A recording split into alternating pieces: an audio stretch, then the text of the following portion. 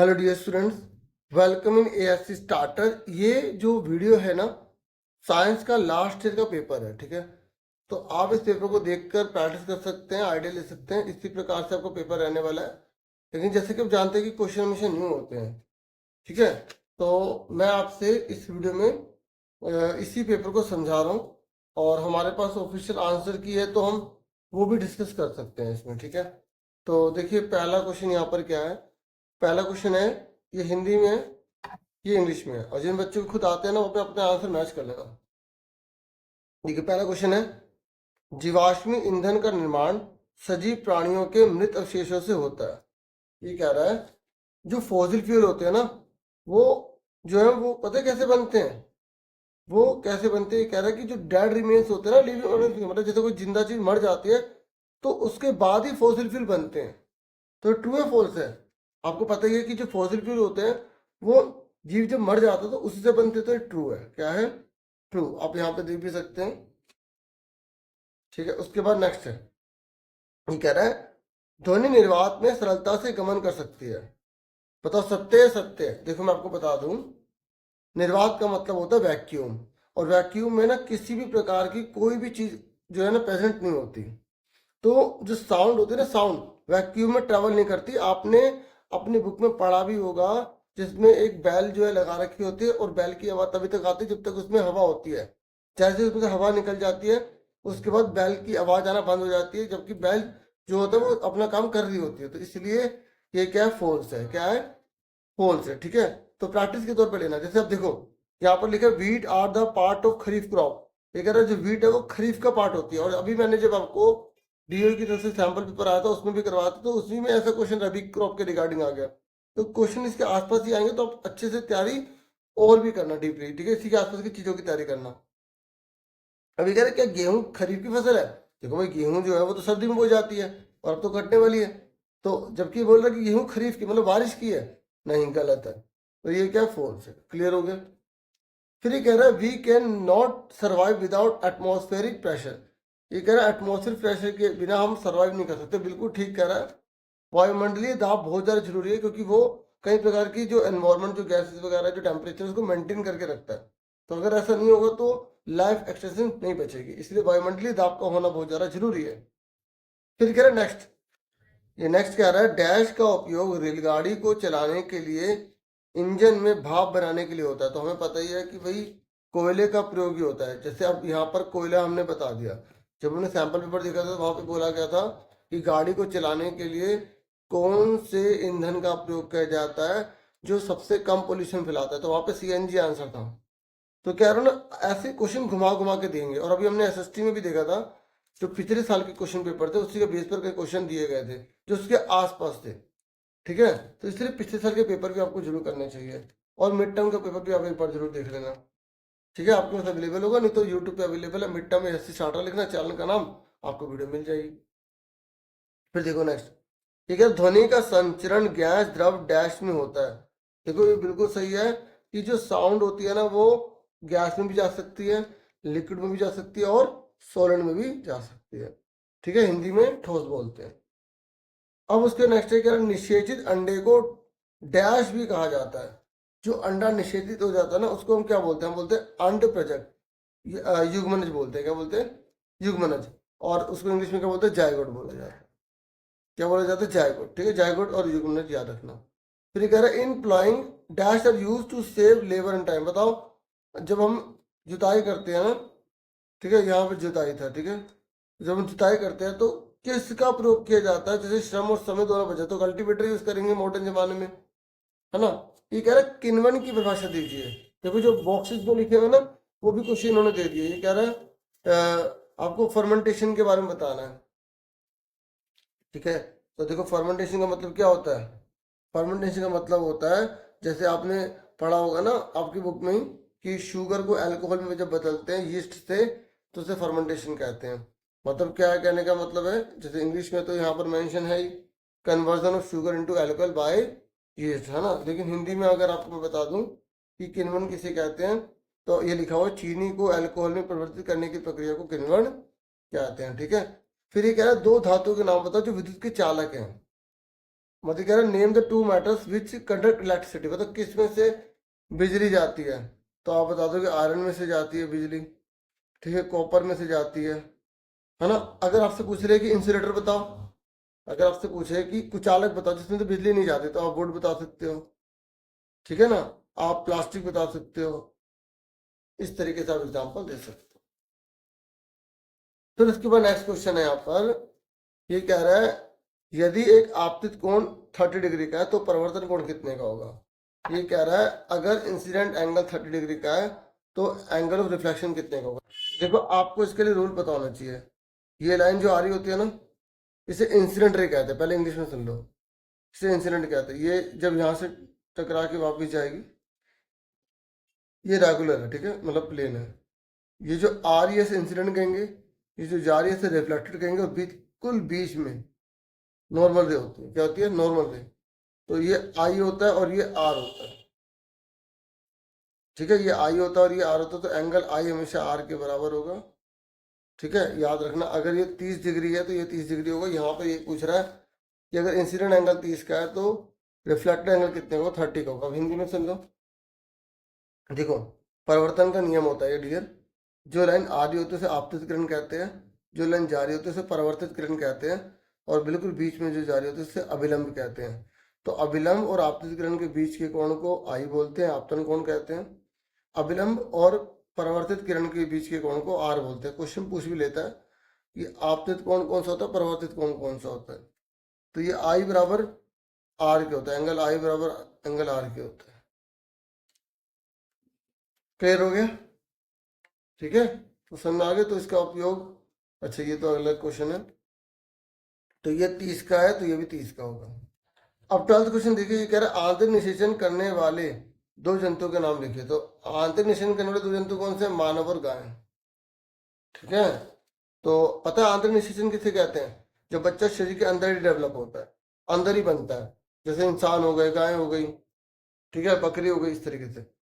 तो और जो बच्चे मतलब पहले बाहर निकलता है उसके बाद वो डेवलप होता है ना, तो होता है वो बाह्य निषेचन, जिसमें जैसे अंडा देते हैं जो पक्षी, उसके हिसाब से। तो यहाँ इंटरनल पूछा था, हमसे एक्सटर्नल नहीं पूछा।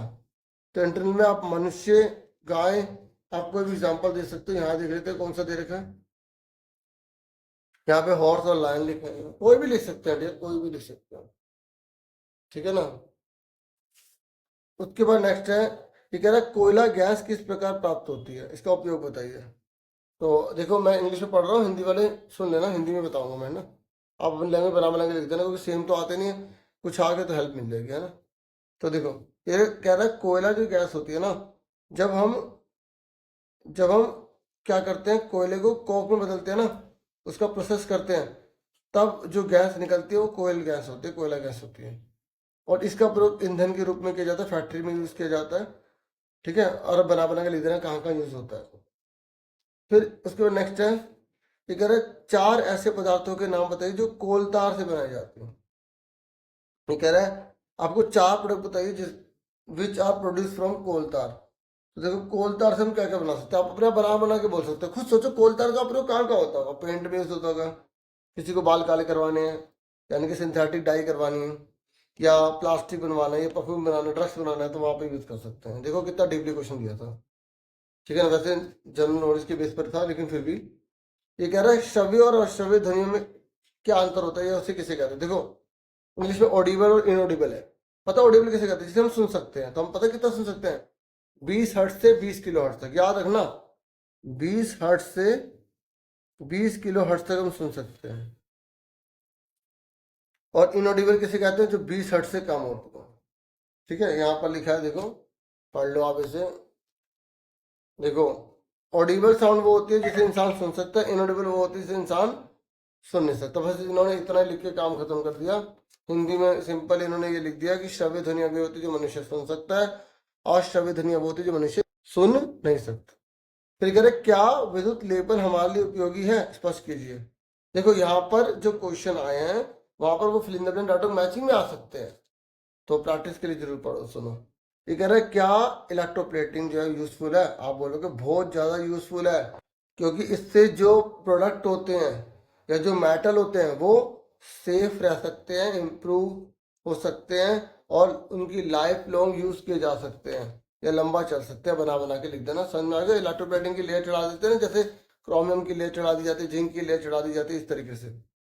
ये कह रहा है अगर ये नहीं करना तो ये करो। ये कह रहा है क्या शुद्ध जल विद्युत का संचालन करता है, बोलोगे नहीं करता।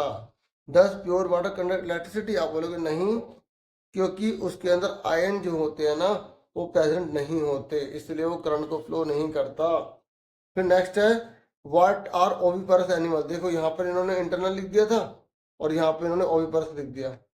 तो बताओ ओविपारस कौन होते हैं, जो अंडे देते हैं, और विविपारस कौन होते हैं, जो बच्चे देते हैं। ठीक है, ये आपको याद रखना है। ठीक है, और जब बच्चे अंदर शरीर के वो होते हैं तो उससे इंटरनल फर्टिलाइजेशन करेंगे। जब बच्चे शरीर के अंदर नहीं होते, बाहर आकर होते हैं, ठीक है, तो जैसे अंडे में से निकलता है तो उसे हमको बोलेंगे एक्सटर्नल फर्टिलाइजेशन। ठीक है, उसके बाद ये कह रहा है अलैंगिक जनन किसे कहते हैं। ये कह रहा है असेक्सुअल रिप्रोडक्शन किसे कहते हैं, इसमें मतलब एक सिंगल पेरेंट अपनी डॉटर सेल को रिप्रोड्यूस करता है। मतलब जब एकल जो जीव होता है वो अपनी संतति खुद उत्पन्न करता है, उसे दूसरे की मदद नहीं चाहिए होती। ठीक है, देखो एक ऐसा रिप्रोडक्शन जिसमें जो नए बच्चे पैदा होते हैं ना, वो सिंगल पेरेंट अपने आप ही खुद बच्चे पैदा करता रहता है, तो उसे हम क्या बोलते हैं, असेक्सुअल रिप्रोडक्शन बोलते हैं, अलैंगिक जनन कहते हैं। इसका एग्जाम्पल याद रख लो, अमीबा होता है, ठीक है, पैरामीशियम होता है, ठीक है, बहुत सारे इसके एग्जाम्पल हैं। आपने पढ़ा होगा, हाइड्रा भी पढ़ा होगा आपने वेजिटेशन प्रोपेगेशन के अंदर, वो तो चलो जरा डीपली होगा, उससे रहने दो। ठीक है, अभी इधर सुनो। ये कह रहा है लैंगिक जनन करने वाले चार जीवों के नाम बताओ। मतलब जो दो जने मिलके अगर बच्चे की उत्पत्ति कर रहे हैं तो उससे हम क्या बोलेंगे, सेक्सुअल रिप्रोडक्शन बोलेंगे। ये कह रहा है चार जीव बताओ जो दो जने मिलकर किसी जीव या किसी संतति को पैदा कर रहे हैं। तो आप बता दो, प्लांट्स है, एनिमल है। अच्छा, ये कह रहा है कि प्लांट और एनिमल के नेम बता दो, क्योंकि ऐसे तो फिर प्लांट एनिमल दो ही हो गए पार्ट, क्योंकि इसने तो चार नाम पूछे हैं ना। तो आप ये जैसे बच्चे ने लिखा है, मानव, कुत्ता, गाय, हाथी, घोड़ा, बैल, ठीक है, इस तरीके से। ठीक है, देख लो पेपर कैसा है और क्या आसान था या मुश्किल था, आप देखो। ये कह रहा है संपर्क बल के उदाहरण से परिभाषा दीजिए। देखो इंग्लिश में बोल रहा है कॉन्टैक्ट फोर्स का एग्जांपल दीजिए और डिफाइन दीजिए। कॉन्टैक्ट फोर्स किसे कहते हैं, जब फोर्स जो है ना जिस पर लगाया जा रहा है उससे कॉन्टैक्ट में होता है, मतलब उसे छू रहा होता है। Any force that occurs as a result of two object making contact with each other is a contact force. जैसे muscular force, fractional force, frictional force लिखना था। ठीक है, मतलब आपको मैं हिंदी में बता दूं कि संपर्क बल किसे कहते हैं, जब किसी वस्तु पर बल लगाया जाता है और वो वस्तु जिस पर बल लगाया जा रहा है वो संपर्क में होती है, तो उस पर जो बल लग रहा है वो संपर्क बल कहलाता है। इस पर उदाहरण दे सकते हो आप पेशीय बल, क्योंकि जैसे मैं इस हाथ पर ताकत लगा के उसे उधर कर रहा हूँ तो मुझे अपनी पेशी लगानी पड़ रही है। और जो घर्षण बल होता है, क्योंकि जब दो वस्तु एक दूसरे के संपर्क में आते हैं उसे घर्षण बल कहते हैं। ठीक है, तो जैसे आपकी चप्पल जो है घिस जाती है ना, वो घर्षण बल की वजह से घिस जाती है। ठीक है, आप सोचोगे कि चलने से झुक जाती है। ठीक है, चलो, मजाक था, मतलब ऐसे होता है मेरा मजाक। तो सीएनजी का पूर्ण वाक्य बताइए। बताइए सीएनजी की फुल फॉर्म क्या होती है, कॉम्प्रेस्ड नेचुरल गैस होती है। ठीक है ना, और ये कह रहा है सीएनजी के फायदे बताइए। आप बना बना के लिख दो कि भाई सीएनजी के फायदे, प्रदूषण नहीं फैलाती है, ठीक है, इजीली अवेलेबल होती है, डायरेक्टली यूज की जा सकती है, और हमारी एनर्जी को सेव कर देती है, जो दूसरे पोल्यूशन फैलाने वाले उसको बचा दे, उसको यूज नहीं करना पड़ता। बना बना के जो आपको पता लगे उसके बारे में लिखते चले जाओ, लिखना जरूरी है। ठीक है, अब आगे देखो नेक्स्ट क्या है। ये कह रहा है पेट्रोलियम प्रकृति में कैसे बना। तो आप ये बना बना के लिख सकते हो ना कि how was petroleum made in nature. तो आप बता दो कि मतलब मिलियंस ईयर एगो जो सी के अंदर जो ऑर्गेनिज्म थे ना वो क्या हो गए, मतलब बहुत ज़रा जमीन के अंदर ही शटर डाउन हो गए और कवर्ड हो गए सैंड और क्ले मिट्टी वगैरह से। तो जिसकी वजह से हाई प्रेशर पड़ा और जिसकी वजह से वहाँ पे एयर वगैरह नहीं पहुँच पाई, तो वो कन्वर्ट हो गए पेट्रोलियम और नेचुरल गैस में। ठीक है, इस तरीके से बना बना के आप बोल सकते हो। फिर ये कह रहा है दो प्रोडक्ट बताओ जो हमें पेट्रोलियम से मिलते हैं। आपकी बुक में टेबल ही बनी हुई है तो उसी में से आप बता सकते हो, जैसे डीजल है, पेट्रोल है, और भी बहुत सारी चीज़ें हैं। तो आपको वो टेबल अच्छे से करने, मुझे लगता है इस बार वो टेबल में से काफ़ी क्वेश्चन दे सकते हैं, ये पूरी टेबल ही पूछ सकते हैं। ये कह रहा है मनुष्य ध्वनि कैसे उत्पन्न करता है, how do human produce sound. तो आप बता दोगे कि उसके अंदर ना वॉइस बॉक्स होता है, जिसे लाइनेक्स कहते हैं, हमारे गले में है ना, तो वॉइस बॉक्स है, लाइनेक्स है। तो उसका जो अपर पार्ट होता है ना, उसमें विंड पाइप होता है। जब ये दो वोकल कॉर्ड होते हैं ना, स्टैच होते हैं ना, स्टैच होते फैलते हैं या एक तरह से पास में आते हैं, तो फिर क्या होता है, उसमें फोर्स अप्लाई होता है। क्या होता है? Force apply. ठीक है, जिसकी वजह से क्या होता है कि वो वाइब्रेट होते हैं और फिर साउंड प्रोड्यूस करने लग जाते हैं, क्योंकि वाइब्रेशन से ही साउंड प्रोड्यूस होती है। आप बना बना के आप लिख देना, बाकी आप ये पढ़ सकते हैं, मैंने शॉर्ट में आपको बता दिया। अच्छा, अगर ये नहीं करना तो आप और आसान कर सकते हो। What are the major cause of noise pollution, की देखो कितना आसान है कि ध्वनि प्रदूषण के मुख्य कारक क्या है, मतलब ध्वनि जो कैसे कैसे प्रदूषण फैलाती है, आप बता दो कि भाई गाड़ियों की आवाज़ से फैलाती है, कोई बम पटाखे बच्चे जला रहे हैं तो उससे ध्वनि प्रदूषण होता है, लाउड स्पीकर किसी ने लगा रखा है उससे ध्वनि प्रदूषण होता है, मशीन का कोई इस्तेमाल कर रहा है तो उससे ध्वनि प्रदूषण होता है। फिर ये कह रहा है समतल दर्पण के बनने पर वाले तीन प्रतिबिंब के गुण बताओ। देखो ये एग्जाम में बहुत इंपॉर्टेंट क्वेश्चन है। अगर प्लेन मिरर का नहीं आया तो कॉनकेव का आ जाएगा, कॉनकेव का नहीं तो कॉन्वेक्स का आ जाएगा। तीनों आप अच्छे से कर लो। देखो प्लेन मिरर को आपको पता होना चाहिए, आपकी जो इमेज है ना राइट की लेफ्ट बनती है। जैसे अगर आप यहाँ पे राइट हैंड कर रहे हो तो इसमें लेफ्ट हैंड ऊपर होगा, हाँ है ना, इसमें सेम साइज होता है भाई, जितना आप यहाँ पे खड़े होगे उतनी आपको यहाँ पे दिखाई देगा, हाँ है ना। और जो इमेज बनती है वो बिहाइंड द मिरर बनती है, तो अब ये याद रख लो। एक तो इमेज इरेक्ट होती है, दूसरा सेम साइज होता है, तीसरा वर्चुअल होता है। मैं आपको हिंदी में यहाँ पे लिख के दे देता हूँ कि जो समतल दर्पण होता है उसमें जो इमेज है कैसे बनती है। पहला आभासी और सीधा, आभासी और सीधा।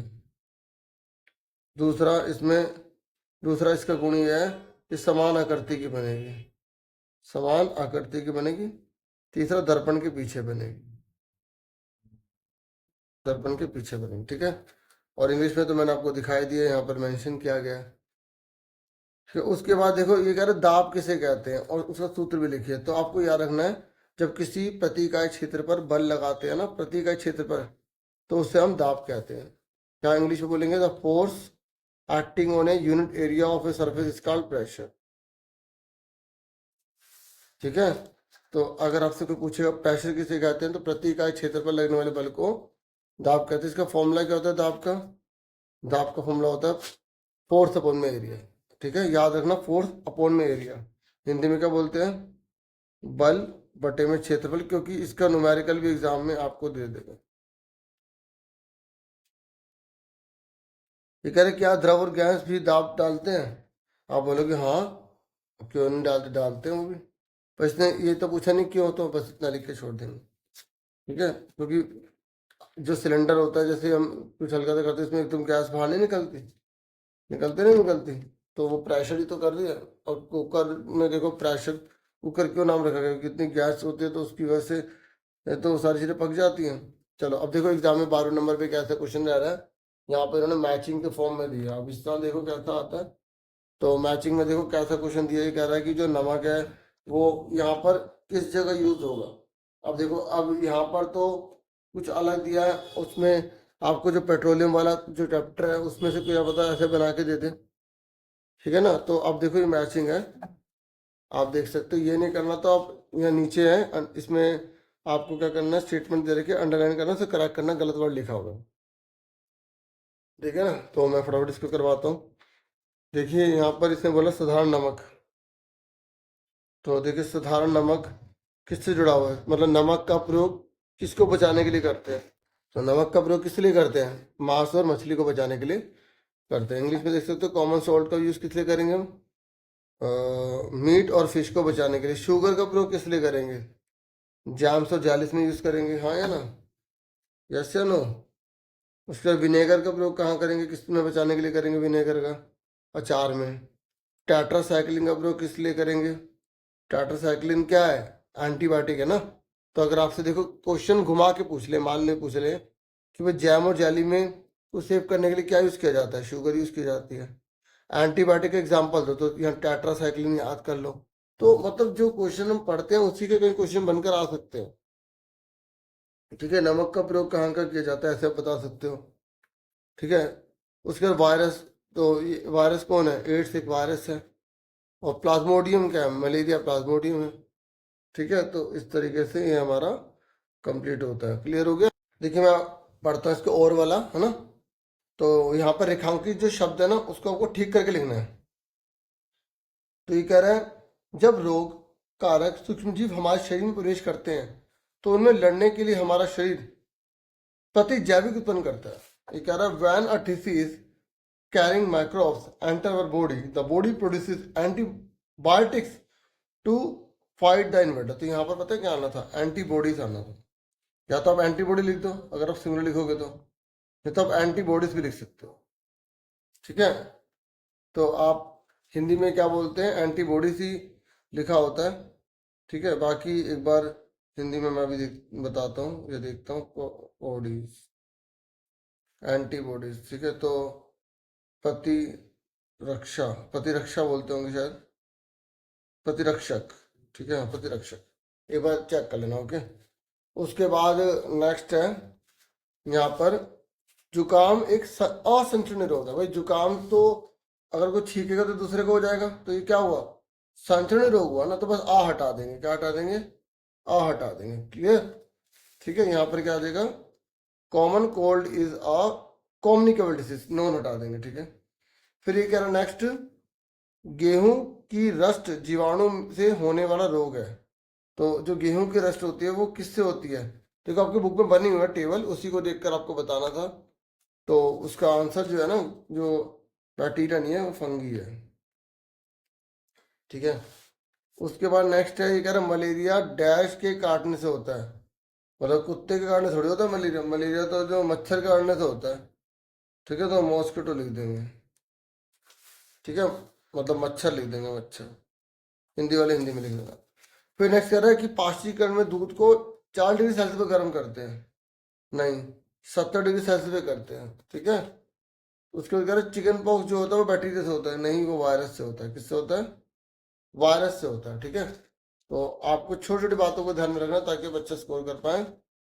उसके बाद देखो फिर क्या है, क्वेश्चन आया एग्जाम में, यहाँ पर पैसेज आई है, आपको पैसेज को पढ़ के आंसर देने हैं। जैसे कह रहा है देश के विभिन्न भागों में विविध प्रकार की फसलें उगाई जाती हैं, ताप आर्द्रता और वर्षा जैसी जलवायु परिस्थितियां एक क्षेत्र से दूसरे क्षेत्र में भिन्न है। इस विविधता के बावजूद मोटे तौर पर फसलों को 2 वर्ग में बांटा जाता है। देखो हमें हिंट मिल गई, देखिए अब इंग्लिश में पढ़ देते हैं। कह रहा है कि कई प्रकार की क्रॉप्स की वैरायटीज होती हैं और जो कंट्री के अंदर अलग पार्ट्स में ग्रो की जाती हैं। क्लाइमेटिक कंडीशन, जैसे टेम्परेचर, ह्यूमिडिटी, रेनफॉल, ये सब डिसाइड करते हैं। और मेजरली जो है ना इंडिया में 2 प्रकार की क्रॉप पैटर्न को फॉलो किया जाता है ना। तो ये कह रहा है which one is not a kharif crop. अब देखो लिखा कुछ हो रहा है, पूछा कुछ हो रहा है, तो वही है ना, जिस बच्चे को नॉलेज होगी वही बता पाएगा। ये कह रहा है कौन सी खरीफ क्रॉप नहीं है, यानी कि आपको पता लगाना है कि कौन सी रबी क्रॉप है, यही तो मतलब हुआ, which one is not a kharif crop. तो देखो कॉटन भी खरीफ है, पैडी भी खरीफ है, मेज भी खरीफ है, तो बचा क्या, मस्टर्ड बचा, तो सरसों आ गया। ये कह रहा है कौन सी खरीफ फसल नहीं है, ये कह रहा है रबी की फसल कब बोई जाती है। देखो मैंने आपको बताया था अभी पहले भी कि सर्दी में बोते हैं। अब सर्दी इनमें से कब होगी, तो सर्दी होगी जो है रबी की फसल में ये अक्टूबर से मार्च के बीच में, ठीक है। फिर उसके बाद फिर बाद में से काटने शुरू कर देंगे, है ना। तो बाकी तो देखो जनवरी से अप्रैल आ गया, ठीक है, तो ये बहुत ज़्यादा आगे हो जाएगा, सर्दी तो इसमें भी होती है, ठीक है। लेकिन हमें ये बताना है आंसर, ये आंसर जो करेक्ट है फिर वही होगा ना। फिर उसके बाद कह रहा है which one is not a step of agriculture, मतलब किसमें इसमें से कौन है जो एग्रीकल्चर का स्टेप नहीं होता। क्योंकि आपने एग्रीकल्चर के स्टेप पढ़ोगे ना, क्या बारिश होता है उसमें स्टेप, नहीं ना, बारिश तो चाहिए होती है अगर सिंचाई से बचना है तो, है ना। ये कह रहे खाद एक कार्बनिक पदार्थ होती है, बताओ। हाँ भाई खाद जो होती है ना वो ऑर्गेनिक होती है। क्यों होती है ऑर्गेनिक, क्योंकि वो पर्यावरण को नुकसान नहीं पहुंचाती, हाँ है ना, खाद जो होती है वो ऑर्गेनिक होती है। तो ये कह रहा है कि अब आपको बताना है कि जो किससे प्राप्त होते हैं, खाद किससे मिलती है। भाई देखो पौधों के वेस्ट से मिलेगी, जानवरों के वेस्ट, दोनों से मिल जाएगी, तो फैक्ट्री में तो बनती नहीं है खाद भाई, तो इसका आंसर दोनों ही आ जाएगा, ठीक है। उसके बाद जो है नेक्स्ट क्वेश्चन है हमारा, यहाँ पर देखो फिर से पैसेज आई है, इसको पढ़ के आंसर अपने आप ही बताना है। अगर हम जानते हैं कि कंपास की सुई एक छोटा चुंबक है जो उत्तर दक्षिण दिशा में इंगित करती है, जब हम इसे किसी बंद विद्युत परिपथ के करीब लाते हैं तो ये सुई जो होती है क्या हो जाती है, थोड़ा सा ना मतलब विक्षेपित हो जाती है, ऐसे हट जाती है इसी तरीके से। ये कह रहा है we know that the needle of compass is a tiny magnet which points in north south direction when we bring this to working closed circuit the needle gets deflected due to magnetic effects of electric current। तो आपको बताना कि which equipment use magnetic effect of electric current। तो आपको बताना कौन सा equipment है जिसका यूज किया जाता है मैग्नेटिक इफेक्ट के लिए। तो आपके पास चार ऑप्शन है। तो देखो सिंपल सी बात है, इसने बोला मैग्नेटिक इफेक्ट के लिए कौन सा यूज किया जाता है, तो कौन सा इसमें से इलेक्ट्रिक मोटर। ठीक है, ये कह रहा है कौन सा उपकरण विद्युत धारा के चुंबकीय प्रभाव का उपयोग करता है, तो कौन सा विद्युत मोटर प्रयोग करती है। फिर ये कह रहा है फ्यूज तार क्या होती है। फ्यूज तार, जो फ्यूज तार नहीं होती, जैसे करंट अचानक आ रही है तो ये खुद पिघल जाती है। तो क्यों पिघलती है, क्योंकि इसका टेम्परेचर दूसरे से कम होता है ना, अगर एक लिमिट से ज़्यादा आएगा तो ये खुद पिघल जाएगी ताकि आगे करंट जाए ना। तो ये क्या निम्न गलनांक की, ठीक है, तो लो मेल्टिंग पॉइंट होता है। क्योंकि एमसीपी पे बहुत क्वेश्चन आए, ये सेफ्टी डिवाइस होती है। तो इसकी मिनिएचर सर्किट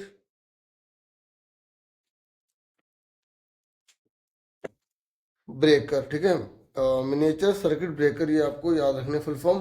तो ये कह रहा है कि जो इसका यूज होता है is use in house to, बताओ क्यों यूज किया जाता है। वोल्टेज को इंक्रीज करने के लिए, करंट को इंक्रीज करने के लिए, ठीक है, या जो है ये ब्रेक द सर्किट को तोड़ने के लिए यूज होती है, या बहुत बी एंड सी। तो देखिए ये सिर्फ बी है, ये सर्किट को तोड़ती है। एमसीबी जो है ना नीचे गिर जाती है, जैसे बिजली ज्यादा या करंट ज्यादा फ्लो होने लग जाता है, ताकि आग लगने करंट फैलने से बच जाए। अगर कंपास की सुई क्या बताती है, तो देखो सबको हमें पता है कि कंपास की सुई कौन सी डायरेक्शन बताती है, नॉर्थ और साउथ बताती है। तो इसका आंसर क्या है, डी आर। ठीक है, उसके बाद नेक्स्ट क्वेश्चन देखो, फिर से एक पैसेज के रूप में दिया गया, हमें कंसेप्ट पढ़ना है। अगर हमने गोले दर्पण के मामले में देखा है कि वस्तु की विभिन्न स्थितियों के लिए प्रतिबिंब की प्रकृति और आकार बदल जाता है, हाँ या ना। तो आपने पढ़ा ना, गोले दर्पण के बारे में पढ़ा है।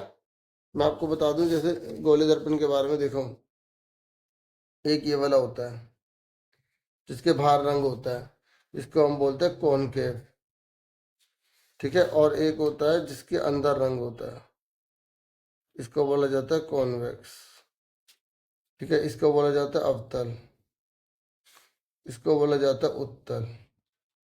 ठीक है, कॉनकेव ये क्या है, मिरर, ये क्या है, कॉन्वेक्स मिरर। ठीक है, हमने ये लाइन ड्रॉ कर दी, इस वाले को बोलेंगे पी, इस वाले को एफ, इस वाले को सी बोलेंगे। ठीक है, ये फोकस होता है, ये सेंटर ऑफ कर्वेचर होता है, इसको पी बोला जाता है, बिल्कुल बीच में से जाएगी। ये जो लाइन जा रही है ना, इसे प्रिंसिपल एक्सिस बोलते हैं। ये एफ होता है, ये सी होता है। ठीक है, अब आपके कोर्स में इतना ज़्यादा डीपली तो नहीं है, लेकिन मेन मैंने आपको मैंने बता दिया। तो आपको पता होना चाहिए कि जो कॉनकेव होता है ना, इसकी इमेज कैसे बनेगी, रियल एंड इन्वर्टेड बनेगी, रियल एंड इन्वर्टेड। ठीक है, 5 सिचुएशन ऐसी होती है जहाँ रियल एंड इन्वर्टेड बनता है। एक सिचुएशन में ऐसा होता है जब वर्चुअल एंड इरेक्ट बन जाती है। हिंदी में इमेज कैसे बनेगी, यहाँ पर बता दूं, वास्तविक और उल्टा बनता है मैक्सिमम, मतलब ठीक है, वास्तविक और उल्टी इमेज बनती है इसकी। और जबकि कॉन्वेक्स में क्या है, चाहे कोई भी फिगर आ जाए, इसमें यही है, इसमें और कुछ होता ही नहीं, वर्चुअल एंड इरेक्ट ही होती है। मतलब इसमें हमेशा आभासी और सीधा ही पाया जाता है। ठीक है, बस ये है कि अगर आपसे पूछेगा ना इसका यूज क्या होता है, जैसे डॉक्टर होता है, वो दांत चेक कर रहा है तो उसका यूज किया जाता है, बड़ा दिखा देता है ना। जो स्ट्रीट लाइट वगैरह लगी होती है वो कॉनकेव लगाया जाता है ताकि लाइट फैल जाए। और ये जो कॉन्वेक्स होता है ना, तो जैसे अगर आपने कभी कार वगैरह देखी हो, तो उसके साइड में ऐसे मिरर लगे होते हैं, जैसे रियर व्यू कहते हैं। तो वो पीछे बड़ी बड़ी गाड़ी जो होती है उसको छोटी छोटी करके दिखा देता है। तो यहाँ पर इसका कॉन्वेक्स का, उत्तल का यूज होता है। ठीक है, तो यहाँ पर ये पूछ रहा है कि कह रहे which of the following only forms virtual image. तो मैंने आपको बताया ना, जो कॉनकेव होता है ना, कॉनकेव उसमें रियल भी बन जाती है और वर्चुअल भी बन जाती है। बन तो जाती है ना, क्योंकि एक बार ही बनती है, भले ही बनती तो है। ठीक है, एक बार ही बनती है लेकिन बनती जरूर है, आभासी और सीधा। जबकि कॉन्वेक्स में क्या होता है, केवल आभासी और सीधा ही होता है, और कोई इमेज इसमें बनती नहीं है, हाँ या ना।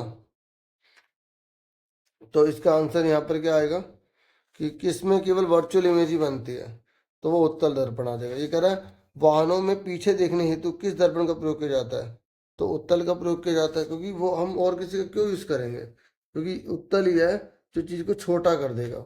ये कह रहा है जो डॉक्टर होते हैं ना, वो किसका प्रयोग करते हैं? तो देखो मैं तो एग्जाम्पल ऐसे ही दे रहा था, तो यहाँ पे इन्होंने वही एग्जाम्पल लिख दिया, तो ये कॉनकेव हो जाएगा।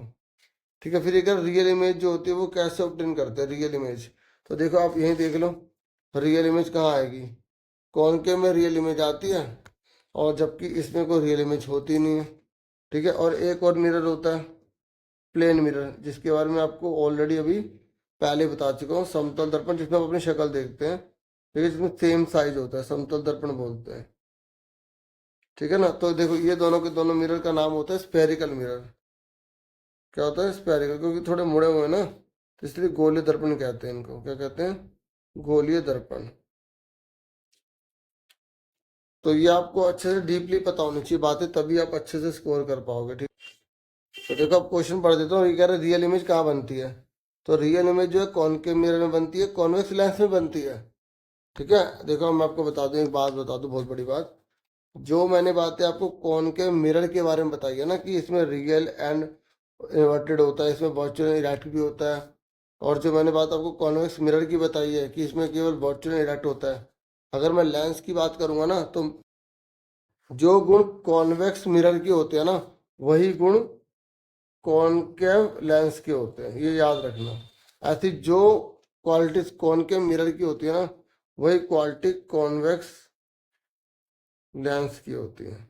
तो इसने यहाँ पर यही तो बोला है कि भाई जो रियल इमेज बनेगी वो किसमें बनेगी? कॉनकेव मिरर में, कॉन्वेक्स लेंस में, या कॉन्वेक्स मिरर में? तो दोनों में होती है, क्योंकि कॉनकेव मिरर का उल्टा, मतलब मिरर को हटा के लेंस करेंगे तो कॉन्वेक्स करेंगे तो दोनों सेम रहेंगे। ठीक है, ये याद रखना, क्योंकि दो कॉनकेव को मिरर को मिलाकर ही कॉन्वेक्स लेंस बनता है, इसलिए दोनों में सेम बात पाई जाती है। ठीक है, तो इतना ये पेपर था, और आंसर तो मैंने आपसे डिस्कस कर ही दिए थे। ठीक है, वही आंसर सारे हैं जो मैंने आपको समझाया, तो इस तरीके से पूरा पेपर भी समझा दिया, और उम्मीद करता हूँ वीडियो आपके लिए हेल्पफुल होगी।